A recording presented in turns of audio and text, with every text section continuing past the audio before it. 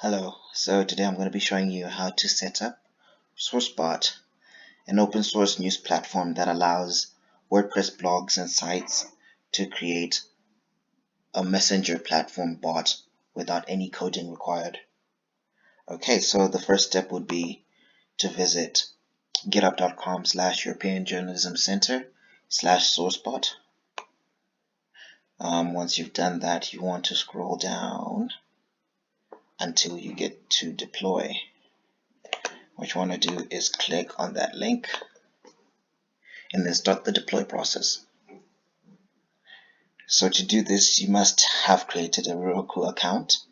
This is fairly simple. It's like creating any other account. You just need your email and a password.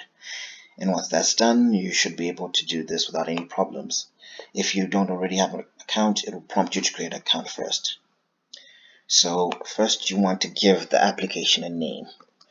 Preferably you want to give it a name that is similar to the page or news site that you're going to be deploying the blog for. So in this case, it's asking me to use lowercase letters. Okay, only lowercase letters. Think and feel. Okay, great. Think and feel is available. Now you need to choose a region. I think I'm going to stick with the United States because latency isn't going to be that much of a problem, because my bot is primarily going to be talking to Facebook servers. There isn't going to be any actual live interaction between me and the bot, except when I'm looking at the admin platform. But then that's not going to need that much speed or resources. Okay, so here are a couple of add-ons that we've already pre-configured. So we've got Heroku Postgres, which is our database, Bonsai Elasticsearch, which is our search tool. This is what we're using to index all of our content from your website, and then use it to search for the articles that you require from your blog. We've got SendGrid. We use this to send emails from the admin platform. We've got Memcacher. We're using Memcacher to save some of our information live on the site. And then we've got Papertrail, a logging tool. So if you're a developer, just open Papertrail and you'll be able to see your live logs in real time. Okay, now you want to give your bot a name.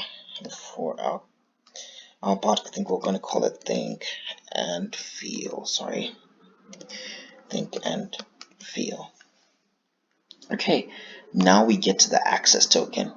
Now this access token is a token that's going to be acquired from Facebook, from the developer platform. So what you want to do is go to developers.facebook.com and create a new app. Once you've created a new app, you should get something that looks something like this, with a lot of options. But what we want right now is the messenger platform. So you should click on setup, wait for it a bit, and then now you can configure your messenger platform. So to create a bot, you need to have a Facebook page that's already on the Facebook platform. And once you have that page created, all you need to do is select the page, give the developer platform access to this page, and there it is. It generates an access token for you. It says page access token. So you just copy that text, go back to Heroku, and then paste it. Move on to the second stage, verify token. So the verify token is going to be used to make a handshake between your application and Facebook platform, to just make sure that this is the right bot Facebook's supposed to be talking to in relation to your page. So for this, I'm just going to use secret, but please don't use secret. Use something else for your verify token. And then we're going to need the SendGrid API. This will configure a little bit later in the process. So for now, leave it as secret. Next, we go to our website URL. Now this is the link to the actual site where you have your blog. So my blog, as you can see, it's a WordPress blog. It could be a WordPress site or blog. Is at kazuakwashe.com/blog. So I copy that, go back here, and I replace example.com with that. There it is. Okay. And then for this, you want to insert the profile pic URL to your page. So whatever picture you have on your page, you just want to open that picture up, copy image address, and then take that image address and paste it here. This is just a link to the profile pic you have for your page. Okay, there it is. We just give it the once over, make sure everything is filled in. Indeed it is, and then you deploy your app. This will take a couple of minutes. Let's just wait for it to finish.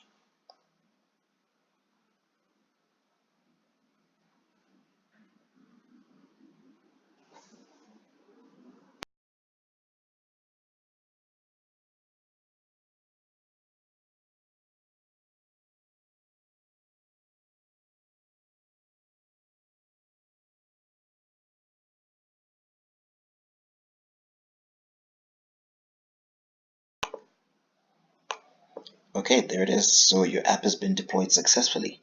Now we need to click the Manage App button. Now this is where it gets a bit interesting because there are a couple of steps you need to follow before you can see your app working. So first you want to open Settings. In a new tab, you want to open Bonsai Elasticsearch in another tab and SendGrid in another tab. So first we'll go and configure our SendGrid. Now SendGrid is a service that allows you to send emails from your app or website. It's an SMTP service. Okay, so what we want to do here is create a new API token for our service. So to do that, we go to API keys, we click on that. Then we go right to the top where it says create API key, click on that. You name that API key. In our case, we want to call it Think and Feel because that's the name of our application, so that you don't get confused later if you ever need to look back at it.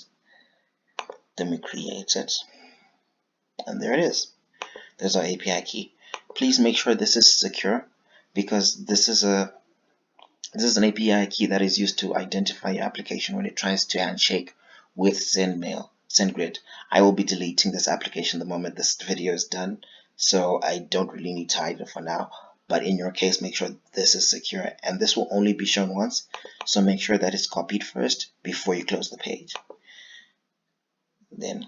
So here on your Heroku platform, under your application, you want to go to Settings. Once you've gone to Settings, you want to open your Reveal Config Variables. You want to scroll down and then look for the variable that says SendGrid API, and then you want to edit it. So you paste that new token we just got from SendGrid. You save those changes, and now our SendGrid is set up. Great. So now that it's set up, you can pretty much close this. No longer too important. And then next, you want to set up your Elasticsearch. So the first thing you do is you want to copy this link.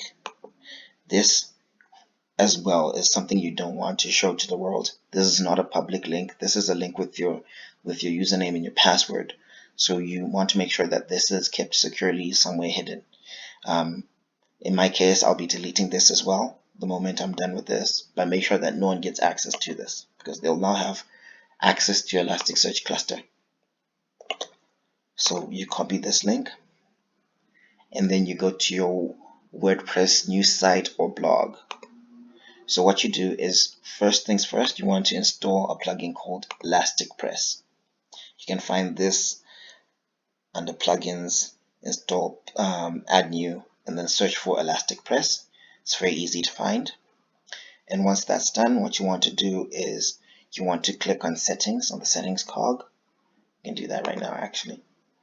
And then once it's done, it should send you here. Okay. So as you can see, it's saying there's a problem connecting to Elasticsearch host because there is no host. So what you want to do is you want to paste that, the link that we just got. You want to save it. And then once it's been saved, you want to go here and click the sync button. Now this will synchronize your WordPress blog with your Bonsai Elasticsearch cluster. And what this means is Elasticsearch will index every single article you have on your WordPress news site or blog, and this continues along the process. So whenever you have a new article that is published, it is automatically indexed to your Bonsai cluster, which means that it is instantly accessible from the Messenger bot. Okay, so now that that's done, we go back to our page. We'll look, we'll try and see if there's anything that needs to be configured. No, that seems great for now. So once we've done this, we go back to our developers.facebook.com, and then we go back to our app. Now we need to set up a webhook. So a webhook is the way the developers.facebook.com app is going to be able to tell where to send requests to, and we want to point it in the direction of the app that we've just created in Heroku. So to do this, we need to set up a webhook. So under this webhook, we go back to our settings. We hide config files. We scroll down, and then we copy this link under domain. This is where your app can be found. So we want to get this link and just that link. Copy it, go back here, paste that. So if you remember when we were setting up our bot, we had a variable that we needed to change that was called verify token. There it is, verify token. So here mine is secret, so I'm going to be using secret, but in your case this should be different. If it's not, at this point is when you want to edit it to something else. So in my case, mine is secret. You want to then copy this verify token, go back to our page, paste that token, subscribe to messages and messaging post bags, and then you want to try to verify and save. If everything works out perfectly, you should verify and save, and it should say complete. So there you are, you've got your webhook set up. Next, you want to select a page to subscribe to this bot, because you can have multiple bots getting information, multiple pages getting information from one bot. And in this case, we want our page Think and Feel to subscribe to our bot Think and Feel. Okay, once that's done, we've got that process out of the way. Okay, so we want to go and check back at our our Bonsai app, just to see if our WordPress blog managed to sync. So as you can see, there's been some activity on your dashboard, and the metrics are showing changes here. So that means that something happened, which is good. This means that your WordPress blog has been indexed. So I think it's safe to close this now. Okay, so now what we want to do is finish the setup process for our application. You want to hide these config files. Once again, make sure these config variables are limited access, and only you and your admins can see these, because these provide access to your application. Okay, so what we're going to do is we're going to copy this link, and then we're going to paste it into our browser, and then what you want to do is go to that link /config/setup.php. Once you've got that, press enter,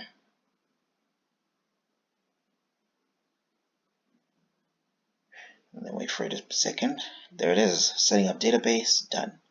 So what setup.php does is it pretty much just sets up your database, does a few requests to Facebook to set up your bot, and once this is done, that means most of your stuff has been set up. Now what you want to do is go to the admin dashboard just to see that the setup worked. So to do that, you need to go to your link /portal/ then you tap on that, and then this should load the sign-in page. Now on the login page, because you're new, you won't have an account yet, but there's a default account created for you called admin@sourcebot.com. And the password for this is new, capital N, bot, capital B, O-T, 1, 2, 3. So that's new, capital N-E-W, bot, capital B, O-T, 1, 2, 3. It's 9 characters. You log in, and there it is. You've got your dashboard set up. Now, as you can see, we've got our user statistics. This are our weekly user statistics and our monthly user statistics. This is just showing you the number of weekly active users, monthly active users. And these are the number of messages you're getting per week, and these are the number of messages you're getting per month. If you click on the next one, you should have your bot profile. So this is just the name of your bot that you provisioned when you're creating your app. The link to your image that you added will allow this to show the image to your bot. And then these are the default automated responses that you can update and change so that they fit your own bot perfectly. If you go to your users table, this is just a table that contains all of the users that are using the bot right now. Because we haven't yet used the bot, there are no users right now. And then admins is the number of administrators. You can create a new administrator and give him his own credentials. And what I'd suggest you do immediately is to change this to your actual email. You can do this by clicking edit and then just editing the email. And then once you do that, it should have your email as the actual email. And then once you do that, you want to log out again. And then under the login page, you want to go to forgotten password. This will allow you to generate a new password that will be sent to your email that you've put in as your email for the admin. And then under diagnostics, this is just a messenger error log. So just in case someone, one of your users complains about an error that they're seeing, you'll be able to track that error over here, because Facebook will send error logs just to show what's going on in the background, and we're capturing them and then provisioning them to any administrator who has access to the platform. Okay, great. Now that that's set up, what we want to then do is to go to Messenger platform. So in our case, you then look for the page that you're trying to create a bot for. In our case, it's Think and Feel. Create that page. You open that page, sorry, in Messenger. As you can see, it's blank right now. What you want to do is refresh it until it's set up. This may take a few minutes. And there it is. You've got your Get Started button, which means that our bot has been set up successfully. And then you should have a message that says when you tap Get Started, Think and Feel will see your public info. Okay, so we click on Get Started. There it is. So it now knows who I am. And then it sends me some of those automated responses that you can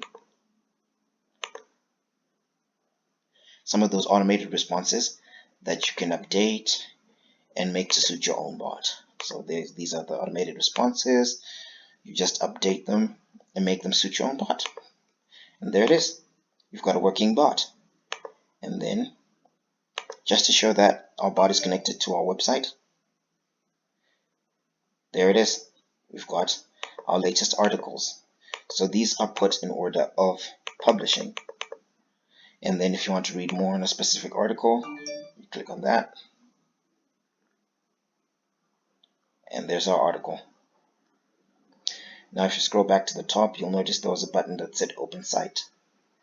And if we click on this and open in a new tab, Facebook should send us directly to your website, news site / blog.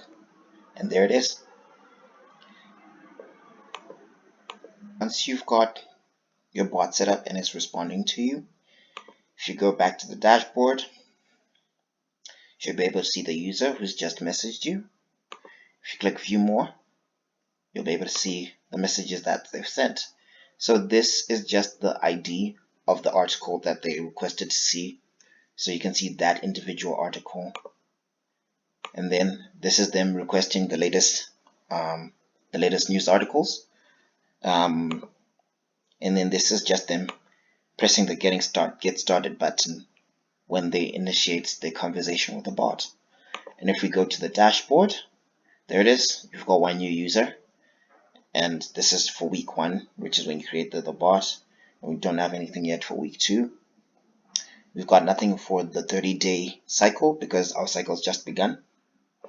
And if you see, the person has sent 3 messages, and there it is, 3 messages.